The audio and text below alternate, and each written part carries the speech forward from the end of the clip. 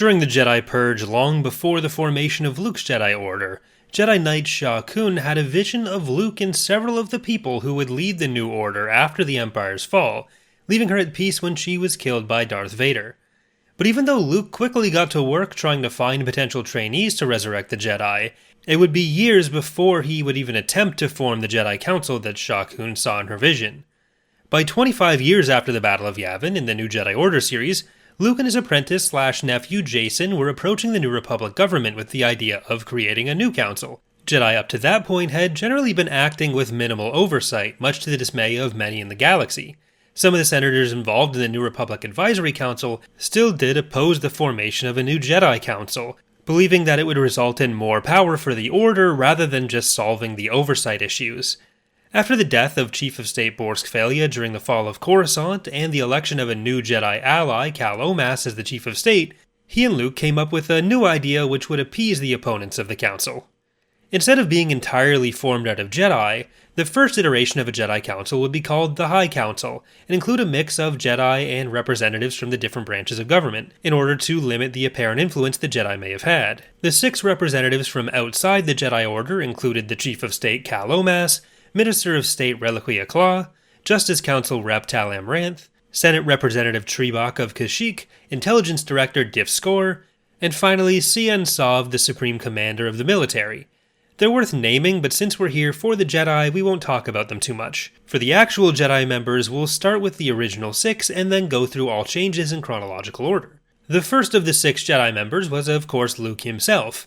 The novel Destiny's Way gives a few conversations about the nominees between Luke and his wife Mara, who described the process of forming this council as getting to gossip about their co-workers. Luke wanted to keep the council action-oriented during the war, and his first choice was the incredibly skilled healer Silgal, who had joined Luke's academy as one of its first students in 11 ABY, after having already been Mon Calamari's Senate representative. Even in the earliest stages of Silgal's force training, she was able to cure Mon Mothma of a toxin which had left her on the verge of death, by individually pulling out all of the molecules, and her biological and especially medical knowledge was instrumental throughout the fight against the Yuuzhan Vong and against later threats.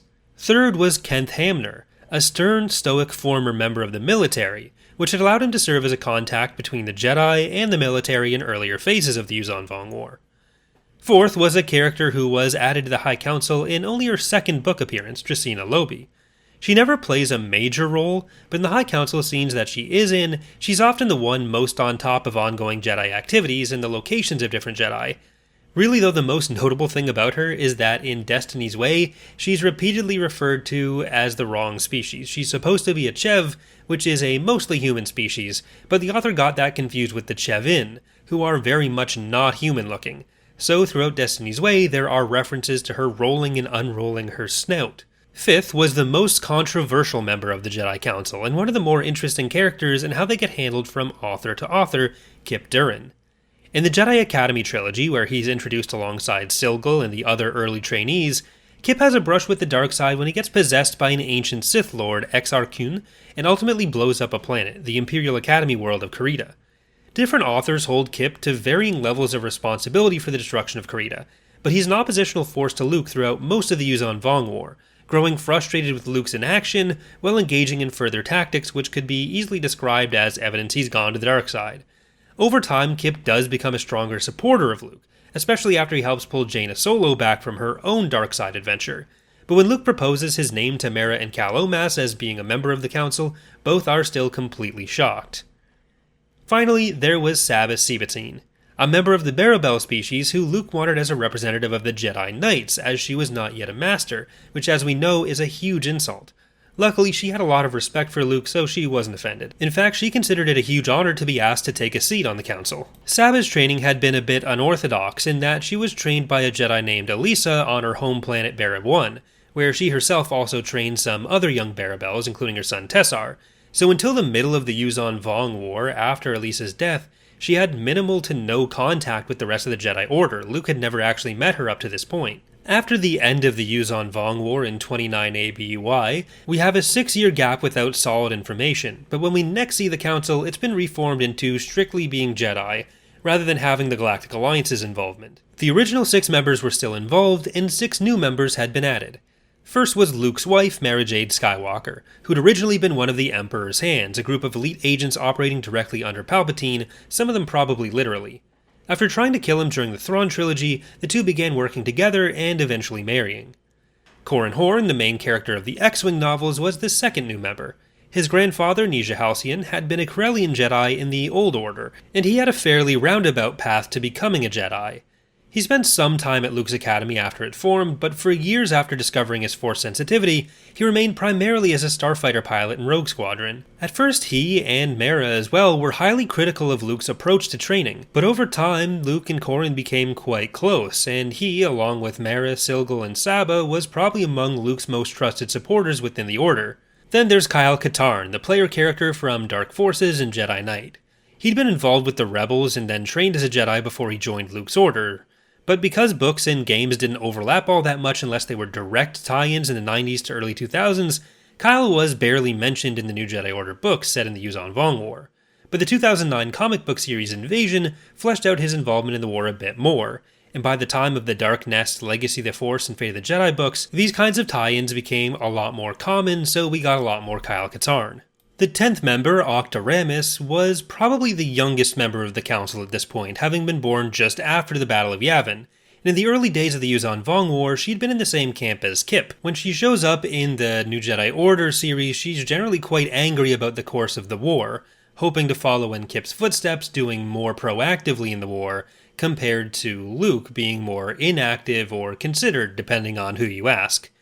Her boyfriend had been killed by the Yuuzhan Vong, as had one of her best friends, but while she did mellow in her approach to Luke and her other fellow Jedi, she was often one of the strongest voices in advocating for the Jedi to look out for their own interests, and she was regularly presented as being somewhat hot-headed, similar to Kip, though he lost more of that edge over time. One of my favorite scenes in the later periods of Legends is actually in Legacy of the Force Fury, where a bunch of the Jedi Masters are sparring while discussing what to do about Darth Caedus. You get a lot of little character moments from a lot of the Masters present, one of which is Octa Ramis. While most of the Council were using their lightsabers, Octa gave hers to Saba so that Saba had too, and instead she just stood on the outskirts and threw rocks at the other Jedi with the Force. The final two members of this first full Jedi Council were some of Luke's earliest students, a married couple named Cam and Tion Solusar.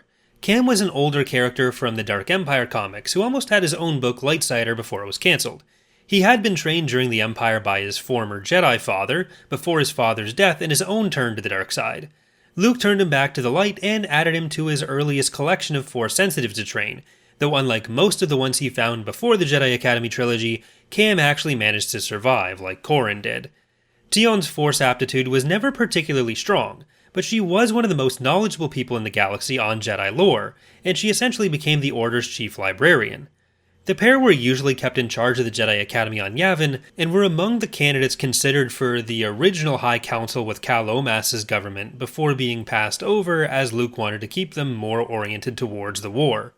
Because Cam and Tion were in charge of the Academy, they were often absent from High Council meetings on Coruscant, to the point that some lists of the Council members at this point leave them off, though every indication points to them being explicit, active members of that council.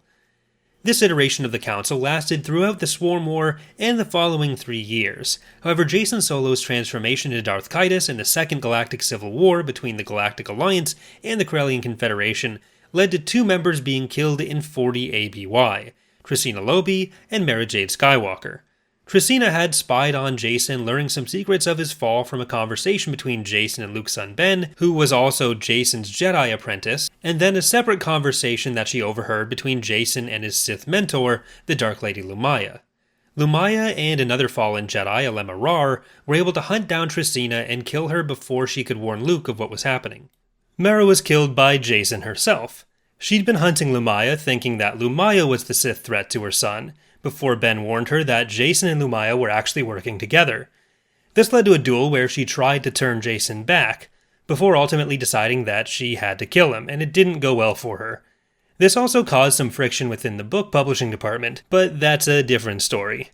Jacen's fall was still mostly a secret, with Luke thinking Lumaya had killed her, so there's a picture of Jacen at Mara's funeral looking super evil. The pair of vacancies left by Mara and Trisina was left open for years, and a third vacancy opened before any of these were filled, Luke's seat. In 43 ABY, in the Fate of the Jedi novels, Luke Skywalker is exiled from the Galactic Alliance by former Imperial Admiral cum Chief of State Natasi Dalla. Following Jacen's fall, several of the younger members of the Order, including Corran Horn's son Valen, began experiencing a Force-induced psychosis, presenting a public danger Dalla held Luke responsible for. In his absence, Kenth Hamner became the acting Grand Master, which caused significant strife within the Council, who saw him as not being loyal enough to Luke and being a bit of a stooge for Dalla. Kenth did nominate a new member for the Council, a Yuuzhan named Barakt Ka'il, created for the Fate of the Jedi series. An injury and subsequent surgery on Barakt Ka'il's vocal cords when she was younger made her easier to understand while speaking Basic than other Yuuzhan. As her species had been enslaved by the Empire, she was a strong advocate for anti-slavery actions within the Council. Unfortunately, while this brought the group back up to 10 members in Luke's absence, that number wouldn't last long. When the other members of the Council planned to take action against the Lost Tribe of the Sith in support of Luke, Kenth Hamner tried to stop them with lethal force. He was unable to successfully kill Saba, who was trying to only restrain him. He tried to force throw his lightsaber at the door controls to keep the Stealth X fighters locked in the hangar. While she was attempting to stop the lightsaber, Saba had to drop Kenth, accidentally killing him.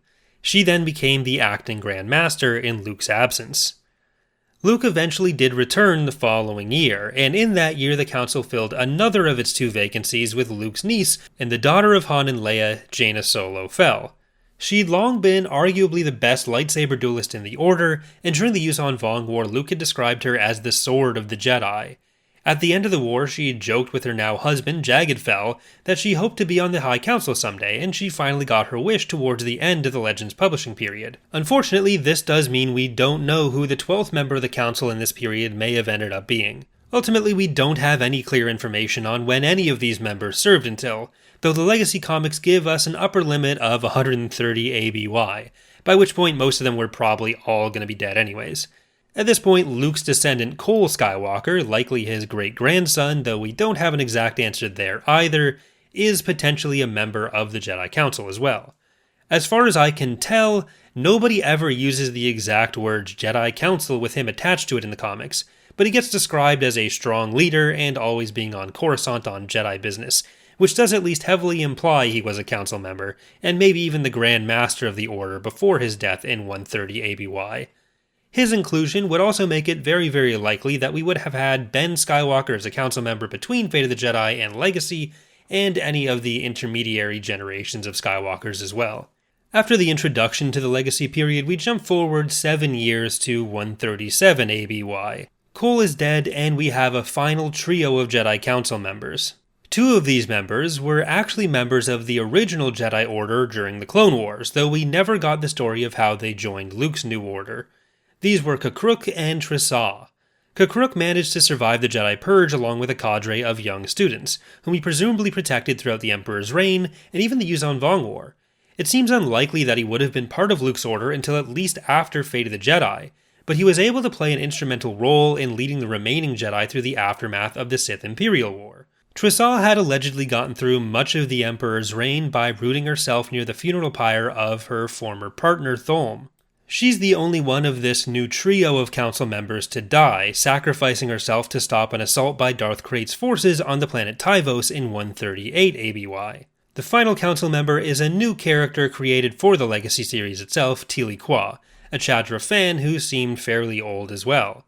He was involved in the decision of the Jedi Council to realign with Emperor Roan Fel and the Imperial Knights, despite Fel's former support for Darth Krayt, though overall Tili plays a less prominent role than the other 2 council members in the period. That's all for the known and even some slightly speculative Jedi Masters of Luke's Order. If you've enjoyed and want to support the creation of more videos like this, consider checking out my Patreon page linked in the description, or leave any video ideas you'd like to see done in the future in the comments. Thanks for watching, and I hope to see you next time.